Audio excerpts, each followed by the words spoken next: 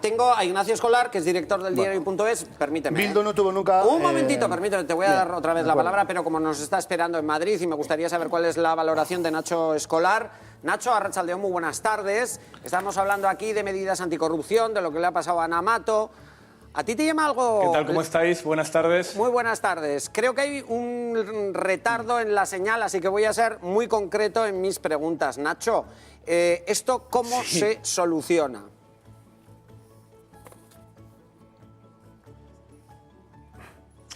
Pues desde luego no se soluciona con una dimisión en diferido y a medias, porque en realidad Ana Mato dimite como ministra de Sanidad, pero se queda en el Congreso y se queda en la ejecutiva del Partido Popular.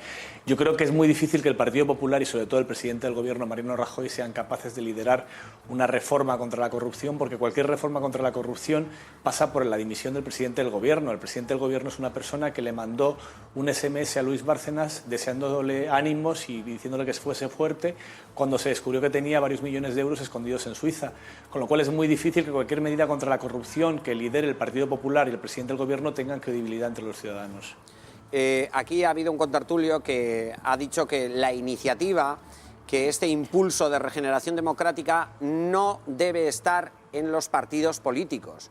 Este contertulio opina que tiene que ser la sociedad, los ciudadanos, todos nosotros quienes tomemos las riendas de esta regeneración. ¿Tú qué crees, Ignacio?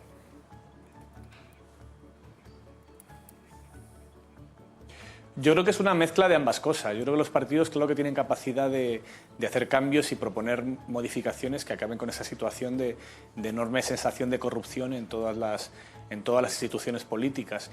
Y por supuesto que pueden hacerlo. Lo que pasa es que hay poca capacidad de confianza, sobre todo en el Partido Popular, que es quien gobierna, cuando hace 2 años nos contaron exactamente las mismas medidas contra la corrupción que nos cuentan hoy, prácticamente las mismas. No ha habido gran modificación en las propuestas del Partido Popular y del presidente del Gobierno sobre la corrupción que nos hicieron hace casi 2 años a las que nos han hecho hoy.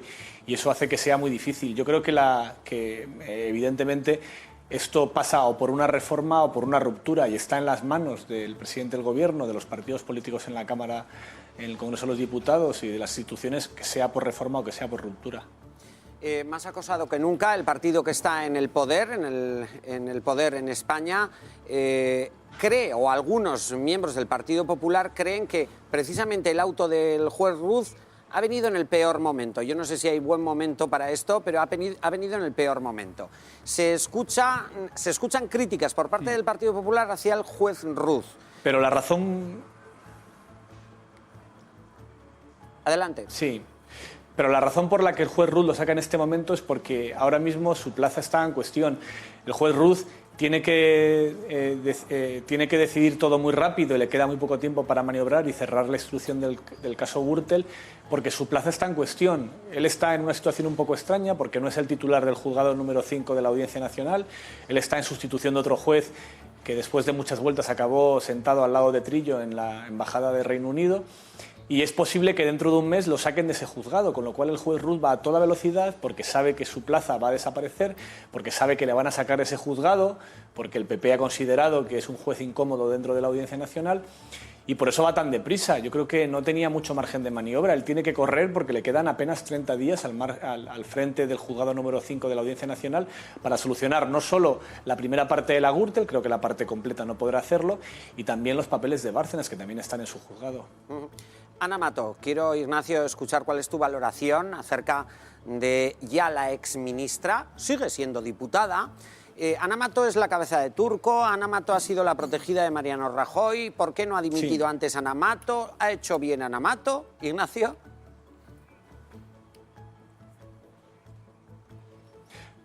Hay que entender quién es Ana Mato. Ana Mato es una política que empieza en esto de la política en Alianza Popular en el 83, o sea que lleva ya 30 y tantos años dentro de la política, no tiene otro oficio conocido más que la política, que su gran salto dentro de la vida pública la dio siendo la secretaria o jefa de gabinete de José María Aznar en Valladolid, cuando era presidente de la Junta de Castilla y León, y que después fue la directora de la campaña, primero de Aznar y después de Mariano Rajoy.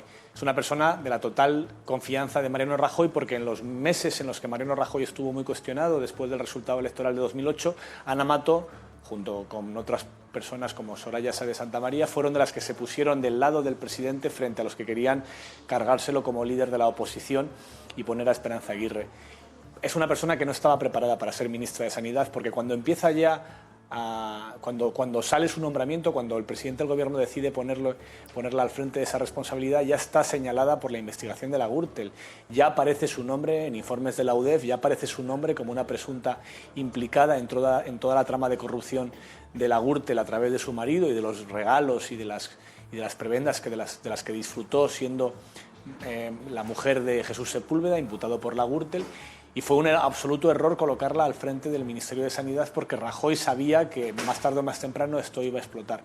Además, es una persona que no tiene ninguna capacidad de comunicación pública, es una gran aparachi dentro del partido, capaz de manejar la campaña electoral, capaz de manejar determinadas cosas dentro de la campaña, pero que no tiene capacidad de comunicar, como se demuestra en cualquiera de sus intervenciones públicas. Las ruedas de prensa de Ana Mato, todas las que ha grabado, parecen que es una parodia lo que está hablando y no una ministra.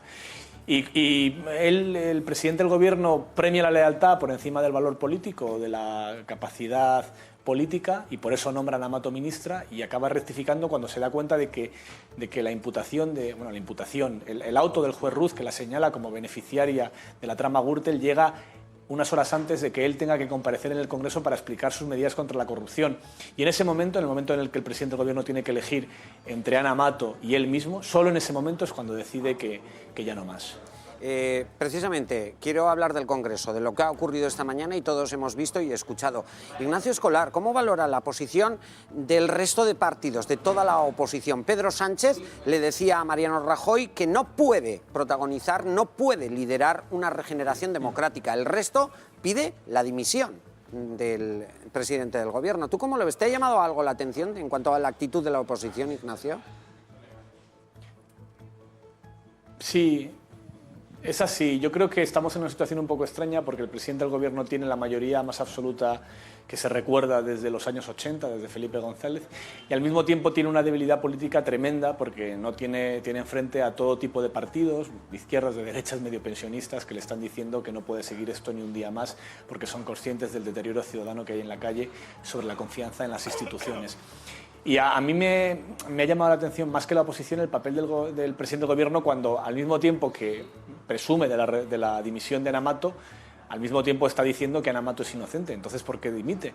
Y luego, todos los partidos de la oposición han metido el dedo en una herida evidente del presidente del gobierno, que es, si la razón por la cual dimite Ana Mato es porque fue beneficiaria a título lucrativo de la trama Gürtel, ¿quién dimite por el Partido Popular, que también fue beneficiario lucrativo de la trama Gürtel?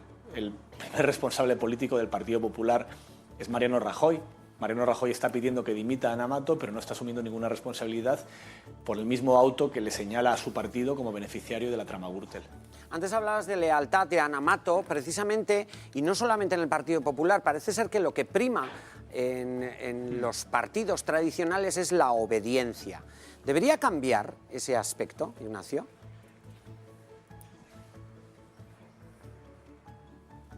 Sin ninguna duda, uno de los problemas de nuestra democracia es que la democracia se basa en unas organizaciones que son completamente dictatoriales, que son los partidos políticos, donde los secretarios generales tienen una capacidad arbitraria sobre decidir y con capacidad de decidir sobre el futuro de unos y otros dentro de su partido, que provoca que al final la principal virtud que se valora a la hora de ascender en una organización política es la lealtad al líder, sea quien sea el líder, ¿no?